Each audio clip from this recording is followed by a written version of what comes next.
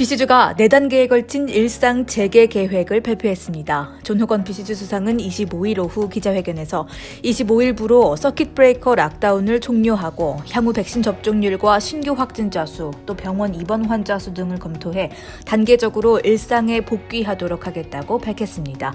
BC주의 일상 복귀 1단계는 25일부터 즉시 시작됩니다. 이에 따라 서킷 브레이커 락다운이 종료되면서 식당에서는 한 테이블에 최대 6명이 실내 식사를 할 수 있고 저강도 실내 그룹 수업이 허용됩니다.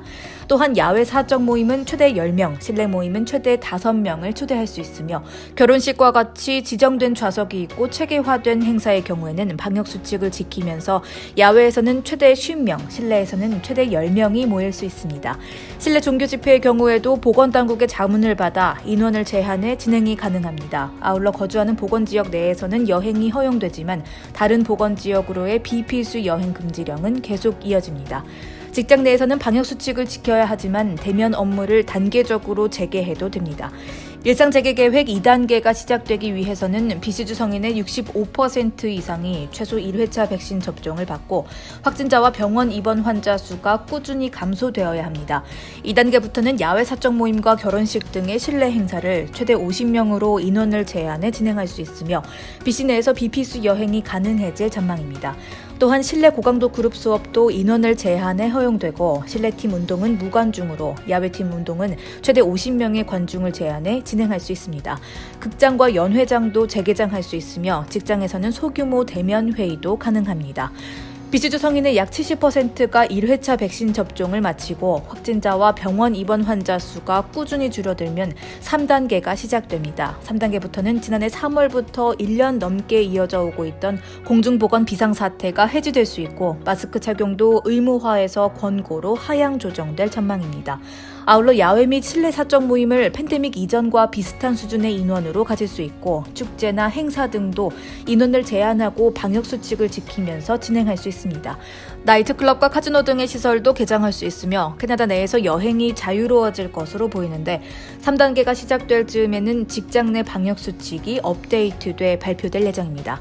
4단계에 돌입하기 위해서는 성인 백신 접종률은 70% 이상이 되어야 하고 신규 확진자와 병원 입원 환자 수도 현저히 낮아져야 합니다. 마스크 착용은 개인의 선택에 맡기게 되고 콘서트 등의 대규모 행사 수용 인원이 늘어나며 스포츠 경기는 실내와 실외에 제한 없이 관중을 받을 수 있습니다. 보니 헨리 보건관은 바이러스는 언제 어떻게 변화할지 모르기 때문에 우리는 일상 복귀 계획을 유연하게 진행할 필요가 있다며 성공적으로 일상이 복귀하기 위해서는 계속해서 보건수칙을 철저히 지키고 백신을 최대한 빨리 접종받아야 한다는 것을 명심해야 한다고 덧붙였습니다. 다음 소식입니다. 미국 제약회사 모더나의 코로나19 백신도 화이자에 이어 12세 이상 청소년에게 접종이 가능해질 전망입니다. 모더나는 25일 성명을 통해 12세에서 17세 청소년 3,732명을 대상으로 임상시험을 한 결과 백신을 접종한 시험 대상 모두에게서 심각한 부작용 없이 100% 효능이 나타났다고 밝혔습니다. 성명에 따르면 모더나는 이번 임상 결과에 따라 6월 초 미국 식품의약국을 비롯해 각국의 의약품 감독기관에 12세에서 17세를 대상으로 한 코로나19 백신 긴급 사용 승인을 신청키로 했습니다. 현재 모더나의 코로나19 백신은 18세 이상에게만 긴급 사용이 허가되어 있는데 앞서 미국 FDA 등 규제 당국이 화이자의 12세에서 15세에 대한 긴급 사용을 승인하는데 약 한 달 가까이 걸린 것을 감안하면 모더나의 승인 여부는 올 7월 초에 나올 것으로 예상됩니다. 모더나 측은 우리 백신이 청소년의 코로나19 감염을 예방하는 데 아주 효과적이라는 점은 매우 고무적이라며 부작용은 앞서 진행한 16세에서 25세 대상 임상시험과 비슷한 수준이라고 밝혔습니다. 전문가들은 어린이나 청소년의 경우 심각한 코로나19 사례를 경험할 가능성이 낮지만 백신 접종 인구가 늘어나게 되면 각 당국이 기대하는 집단 면역 달성에 크게 기여할 수 있을 것으로 전망했습니다. 특히나 이달 초 16세 미만에 대해 화이자 백신 접종을 허용한 캐나다는 모더나까지 백신 투여 연령이 낮아지게 될 경우 코로나19 집단 면역에 더욱 속도가 붙을 것으로 기대됩니다.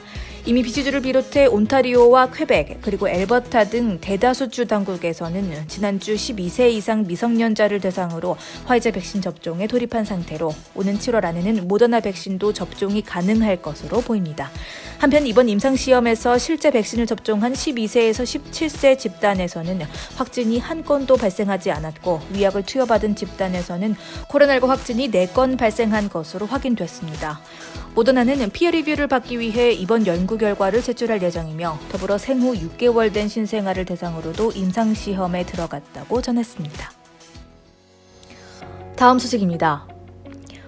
캐나다인 10명 중 7명 이상은 코로나19 백신 여권 도입에 찬성한다는 조사 결과가 나왔습니다. 24일 입소스 리드사가 글로벌 뉴스에 의뢰로 실시한 설문조사 결과에 따르면 전체 응답자의 72%는 비행기 탑승 시 여행객의 백신 여권 소지 의무화를 지지하는 것으로 나타났습니다. 이들 가운데 49%는 강력히 동의한다고 밝혔고 나머지 23%는 다소 동의한다고 답했습니다. 특히 해외여행의 경우에는 응답자의 71%가 백신 여권 도입에 찬성하는 것으로 집계됐습니다.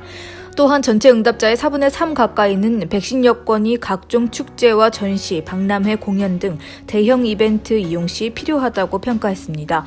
조사 결과 전체 응답자의 67%는 실내외 스포츠 경기장과 공연장, 극장과 같은 공공장소에서도 백신 여권을 도입해야 한다고 답했습니다.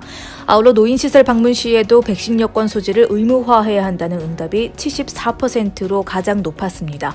또 컬리지 등 대학교에서 수업 참석 시 백신 여권을 소지해야 한다는 응답도 절반을 넘은 67%를 차지했습니다. 이러한 백신 여권 도입에 대한 지지는 백신을 맞은 사람들 사이에서 높은 비율을 나타낸 것으로 드러났습니다.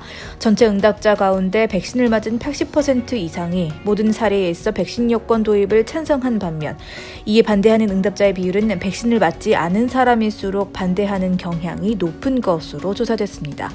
한편 캐나다의 1차 백신 접종률이 지난 22일부로 50%를 넘어선 가운데 백신 접종을 하는 사람들이 많아질수록 백신에 대한 불신은 점차 낮아지는 것으로 확인됐습니다.